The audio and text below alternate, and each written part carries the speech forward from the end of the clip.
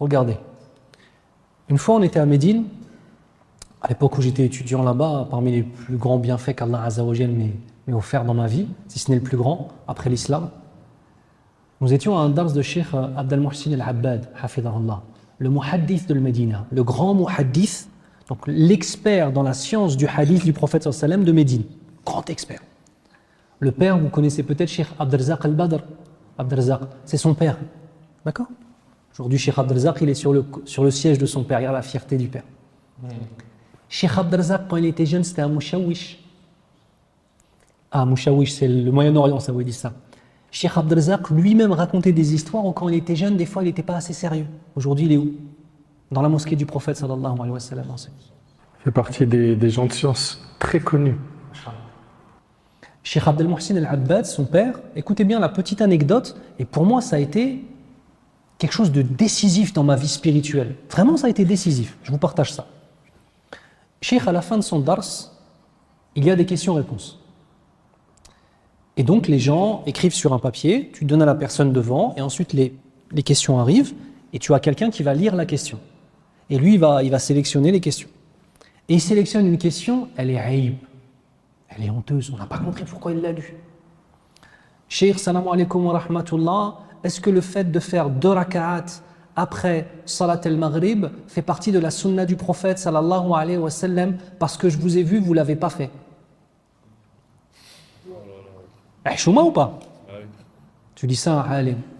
Le cheikh, il est très âgé, il est quasiment aveugle. À l'époque où il y avait cette question-là, non, il marchait encore tout seul. Après, il avait du mal, après, il était en fauteuil, etc. Le cheikh, il ne s'est pas énervé. Il a dit na'am. Il a dit qaddarallahu ma shafa'a. Il a dit walhamdulillah, Allah Azza wa Jal m'a donné la facilité dans certaines choses et m'a rendu plus difficile dans d'autres. Écoute bien comment il a répondu. Pour moi, c'était une grande leçon. Il a dit la porte d'entrée du paradis qu'Allah Azza wa Jal m'a donné, Inch'Allah, s'il accepte, c'est l'enseignement. Et ensuite, il nous a dit Cheikh, pendant plus de 20 ans, il ne s'est pas absenté une seule fois à enseigner le hadith à la mosquée du prophète sallallahu alayhi wa sallam. Le seul jour de repos qu'il prenait, c'était le vendredi. Il a enseigné les 6 recueils de hadith entièrement dans la mosquée du prophète sallallahu alayhi wa sallam. Les 6 recueils de hadith. C'est quoi les 6 recueils de hadith? Al-Bukhari, wa Muslim, Ibn Majah, Al-Nasa'i, qu'est-ce qu'on a d'autre? Pas l'Imam Ahmed, Abu Daoud et Tirmidhi. Il les a enseignés les 6. Et il a repris. Quand moi je suis parti en 2012, il a repris. Mais écoutez la réponse. Chacun d'entre nous doit comprendre c'est quoi sa porte d'entrée du paradis, Inch'Allah. Il y a des gens pour lesquels ce sera la mémorisation du Coran. D'autres pour lesquels ce sera la sadaqa, l'aumône. D'autres pour lesquels ce sera l'étude de la science islamique. D'autres pour lesquels ce sera l'étude de la langue arabe. D'autres pour lesquels ce sera l'humanitaire. D'autres pour lesquels ce sera d'être au service de ses parents. D'autres pour lesquels... Ouais, siyam, d'autres savoir siyam. Vous comprenez? Attention, ça ne doit pas être un alibi pour rien faire dans les autres domaines. Attention, ce n'est pas un alibi pour rien faire dans les autres domaines. En fait, tu veux dire que c'est une facilité qu'une personne peut avoir? Une facilité qu'Allah Azza wa Jal donne à chacun d'entre nous, toujours au minimum dans un type d'adoration. Ce type d'adoration, tu ne le lâches pas. Pourquoi je vous dis ça? Pendant le Ramadan, tu vas voir des modèles autour de toi de gens qui vont s'adonner par exemple à la lecture du Coran, ils vont finir le Coran une fois tous les 3 jours. Je ne suis pas sûr que tu aies la capacité à le faire et que moi-même j'ai la capacité à le faire. Mais peut-être que durant le mois de Ramadan, tu auras d'autres capacités, d'autres capacités dans d'autres domaines qui seront magnifiques. Vous comprenez ce que je veux dire? L'aumône, par exemple. Comme l'aumône, comme plein de choses. En fait, gardez à l'esprit que ta vie de croyant, c'est une lutte contre ta propre âme. Que ta vie de croyant, c'est le fait d'avoir toujours de l'ambition dans ton dîn. Et que ta vie de croyant, c'est le fait d'avoir des objectifs. Et l'objectif principal final, on a dit c'était lequel? La satisfaction d'Allah. Si tu me permets, j'aimerais beaucoup rebondir sur ce que tu viens de dire, Barakallahu Fik. Ça m'a rappelé que dans une conférence, je me souviens, j'étais en train de parler de l'exagération dans la religion. Et puis dans la conférence, j'évoquais que la personne, en fait, elle a l'obligation, comme vous le savez, de faire les piliers de l'islam. Ok. Après, elle peut être à l'image d'Abu Bakr as-Siddiq radiyallahu anhu, qui lui, c'était un homme, il était, subhanallah. Abu Bakr. C'était un homme qui était très, très, très motivé pour faire les bonnes actions. Un point où le prophète, alayhi salatu wassalam, il dit dans un hadith une fois, qui d'entre vous aujourd'hui a débuté la journée en jeûnant? Qui aujourd'hui jeûne? Abu Bakr, il dit moi. Qui d'entre vous aujourd'hui a accompagné un mort à sa demeure dernière? C'est-à-dire il a suivi un cortège funéraire jusqu'à l'enterrement. Abu Bakr, il dit moi. Qui d'entre vous aujourd'hui a nourri un nécessité aujourd'hui? Abu Bakr, il dit moi. Qui d'entre vous aujourd'hui a visité un malade? Abu Bakr, il dit moi. Allahu Akbar. Allahu Akbar. Ça c'est en un jour. Ça montre quoi ici? La motivation, elle était de taille. Pourquoi? Parce que, fil muqabil, il y a quoi? Il y a le Jannah. Ce qui nous est promis, c'est le paradis, c'est immense. Et le prophète, ça m'a dit, celui qui accomplit tous ses actes entrera au paradis. Donc, ce hadith-là, il est rapporté par Muslim. On peut être à l'image d'Abu Bakr, être vraiment quelqu'un qui est sur tous les fronts et avoir une facilité dans plusieurs ibadat, mais on peut aussi choisir une action avec laquelle on a une affinité. Et c'est ça, en fait, qui m'a fait rebondir sur ce que Cheikh Yunus a dit.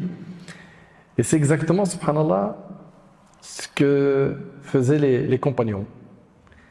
Ils privilégiaient les actions non obligatoires avec lesquelles ils avaient plus d'affinité. Abu Hurayra, radiyallahu anhu, très connu pour être un savant dans la science de la religion. Khalid ibn al-Walid, lui, il est connu pour le combat. Abdullah ibn Amr ibn al-As, c'était quelqu'un qui était connu pour jeûner beaucoup et qui multipliait les lectures de Coran. Et parmi ce que j'ai lu, qui m'a vraiment épaté, et ça c'est le lubb al-mawdu', là j'arrive au pic de ce que je veux faire parvenir comme info, c'est ce que rapporte Ibn Abd al-Barr, rahimahullah, dans Tamhid. Il dit que Abdulaziz ibn Abdulaziz, il dit que Abdullah ibn Abdulaziz al-Umari, l'adorateur, il a écrit à l'imam Malik. L'imam Malik, rahimahullah, on peut en parler aussi pareil pendant très longtemps. C'est quelqu'un non seulement qui était très savant, mais très pieux. Très pieux. Au point où, pour évoquer un hadith du prophète, il allait faire les ablutions. Je ne sais pas si tu imagines. Et ici, en fait, cet homme qui est un adorateur, il écrit à l'imam Malik, rahimahullah, yahudduhu ila al-infirad wal-amal. Il encourage à s'isoler, à se consacrer à l'adoration. Il encourage l'imam Malik. Et ce n'est pas n'importe qui l'imam Malik, rahimahullah. Vous suivez? Très bien. Et l'imam Malik, rahimahullah, il lui écrit à son tour, Inna Allah azza wa jal qasama al-a'mal kama qasama al-arzaq. Il a dit, Farubba rajulin futiha lahu fi as-salah wa lam yuftah lahu fi as-sawm. وآخر فتح له في الصدقة ولم يفتح له في الصيام وآخر فتح له في الجهاد ولم يفتح له في الصلاة ونشر العلم وتعليمه من أفضل أعمال البر وقد رضيت بما فتح الله لي فيه من ذلك الله أكبر وما أظن ما أنا فيه بدون ما أنت فيه وأرجو أن يكون كلانا على خير ويجب على كل واحد منا أن يرضى بما قسم له والسلام. Franchement, il n'y a pas de mots. Il a dit, l'imam Malik qui lui a écrit, donc rappelez-vous, hein, on a ici Abdullah al-Umari, c'est un adorateur, il écrit à l'imam Malik, il l'encourage à s'isoler, à se consacrer à l'adoration. L'imam Malik, c'était un savant très connu dans la ville de Médine du prophète, dans la ville de Médine, hein, la ville du prophète sallallahu alayhi wa sallam, il enseignait la science. C'était quelqu'un de très savant.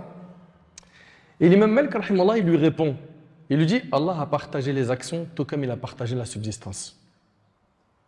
Allah a partagé les actions tout comme il a partagé la subsistance. Peut-être qu'un homme, Allah va lui ouvrir les portes de la prière et pas celles du jeûne. Excusez-moi, il parle de prière obligatoire? De jeûne obligatoire? Attention, hein. Là on parle des actes surrogatoires. Ces gens-là, ils étaient très sérieux à l'époque. Hein. Ces gens-là étaient très sérieux dans les pratiques obligatoires et ils excellaient dans le surrogatoire. Peut-être qu'un homme, Allah va lui ouvrir les portes de la prière et pas celles du jeûne. Et un autre, Allah va lui ouvrir les portes de l'aumône et il ne va pas lui ouvrir les portes du jeûne. C'est vrai, il y a des gens, jeûner lundi, jeudi, pour eux c'est trop dur. Jeûner 3 jours par mois, c'est trop dur. Jeûner comme Daoud alayhi salam 1 jour sur 2, c'est trop dur. Jeûner Sha'ban, c'est trop dur.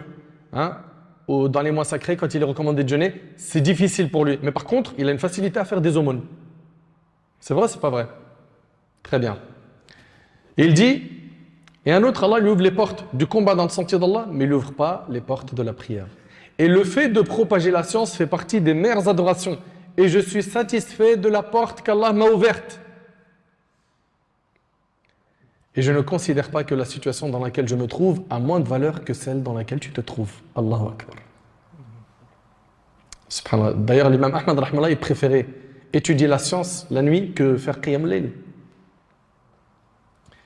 Et il a dit, à la fin, l'imam Malik, j'ai bon espoir que tous les deux sommes dans le bien, et il incombe à chacun d'entre nous d'être satisfait de ce qu'Allah nous a accordé. Wassalam. C'est des paroles en diamant. Wallahi. Et en fait, ça montre quoi? C'est-à-dire que, comme il a dit Cheikh Younous tout à l'heure, c'est pour ça que ça m'a fait un tilt, chacun il a une affinité avec une action surrogatoire qui ne lui est pas difficile à accomplir. Cela ne veut pas dire qu'il doit se priver des autres actes surrogatoires. Mais là où toi tu as des facilités, mets le paquet, et là où tu n'arrives pas, fais l'effort quand même pour essayer de gratter des hasanats sur tous les fronts.